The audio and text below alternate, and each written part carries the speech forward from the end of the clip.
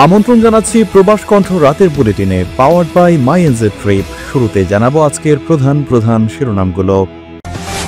মানব পাচারে কোনো ছাড় নয়, কিন্তু মানুষের জীবন আগে।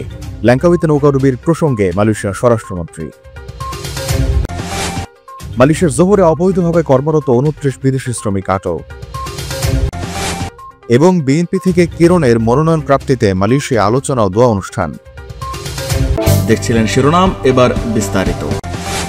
মাই এনজে ট্রিপের বিটুবি পোর্টালে আপনারা এখন থেকে পেয়ে যাচ্ছেন হোটেল ফিচার। 2 মিলিয়ন প্লাস হোটেলের অ্যাক্সেস আপনি পেয়ে যাবেন, যেখান থেকে আপনি বুক করে ফেলতে পারবেন আপনার পছন্দের হোটেল। আমাদের বিটুবিতে আপনি পেয়ে যাবেন ইজি বুকিং সিস্টেম এবং সিকিউর পেমেন্ট মেথড।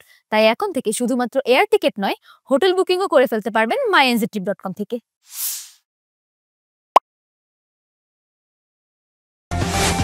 মালয়েশিয়ার স্বরাষ্ট্র মন্ত্রণালয় জানিয়েছে, অবৈধভাবে দেশটির জলসীমায় অনুপ্রবেশ বা মানব পাচারের যে কোনো প্রচেষ্টার বিরুদ্ধে কঠোর অবস্থান বজায় রাখা হবে। তবে সমুদ্রে নৌকাডুবির মতো দুর্ঘটনা ঘটলে প্রথম অগ্রাধিকার হবে মানুষের জীবন রক্ষা করা। স্বরাষ্ট্রমন্ত্রী দাতুশ্রী সাইফুদ্দিন নাসুশন ইসমাইল সোমবার এক সংবাদ সম্মেলনে বলেন, আমরা কখনোই অনুপ্রবেশকারীদের মালয়েশিয়া প্রবেশের অনুমতি দেই না, কিন্তু যদি নৌকাডুবির মতো দুর্ঘটনা ঘটে তখন প্রথম কাজ হলো উদ্ধার অভিযান চালানো, তাদেরকে মরতে ফেলে রাখা হবে নিষ্ঠুরতা।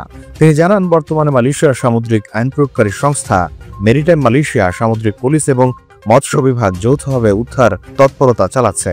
অনুসন্ধান এলাকা প্রায় 250 বর্গমাইল জুড়ে, যা মূলত ল্যাঙ্কাউইর তানজুং চিনচিন সৈকত থেকে 4 থেকে 5 নটিক্যাল মাইল দূরত্বে কেন্দ্রীভূত।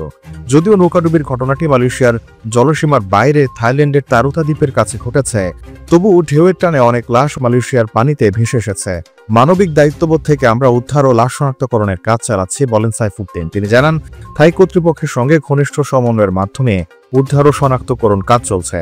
গতকাল থেকে আজ পর্যন্ত আরও 5টি মরদেহ উদ্ধার করা হয়েছে, জানিয়ে মোট 25 জনের লাশ শনাক্ত হয়েছে। অনুসন্ধান অভিযান এখনও চলছে। মন্ত্রী আরও জানান, বেঁচে যাওয়া ব্যক্তিদের জিজ্ঞাসাবাদ করছে রয়্যাল মালয়েশিয়ান পুলিশ, আর তাদের বৈধ কাগজপত্র আছে কিনা তা যাচাই করা হচ্ছে। যদি না থাকে তবে তারা ইমিগ্রেশন আইনের আওতায় আসবে। এর আগে প্রতিবেদন অনুযায়ী জানা যায়, 300 জন অভিবাসী বোঝায় 3টি নৌকার একটি থাইল্যান্ডের তারুতা দ্বীপের কাছে ডুবে যায়। তাদের অধিকাংশই মিয়ানমারের রোহিঙ্গা এবং বাংলাদেশের নাগরিক। প্রায় 13,000 রিঙ্গিত, বাংলাদেশি টাকায় যা 4 লক্ষ টাকা করে পাচার চক্রকে দিয়ে মালয়েশিয়া যাওয়ার চেষ্টা করছিলেন এইসব অভিবাসী।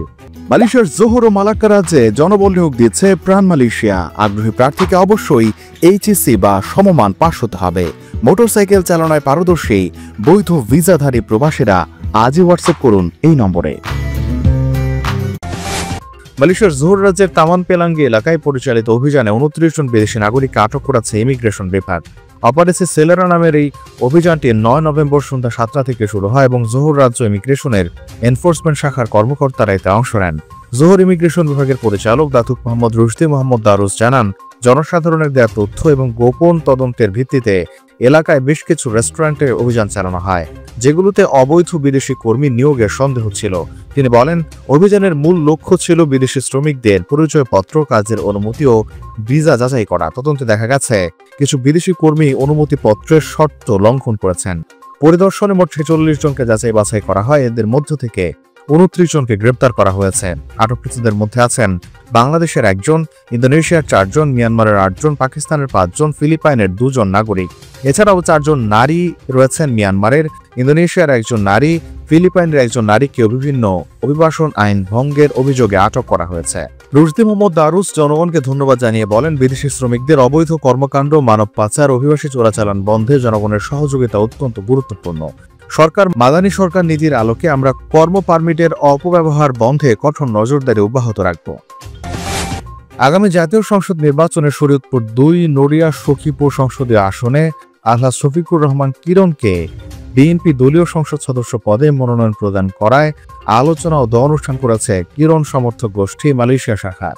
গতকাল সন্ধ্যায় সংগঠনের সভাপতি মোহাম্মদ ইমন হাসানের সভাপতিত্বে অনুষ্ঠানে ভার্চুয়ালি প্রধান অতিথি হিসেবে বক্তব্য রাখেন শরীয়তপুর 2 সংসদীয় আসনে বিএনপি মনোনীত প্রার্থী শফিকুর রহমান কিরণ।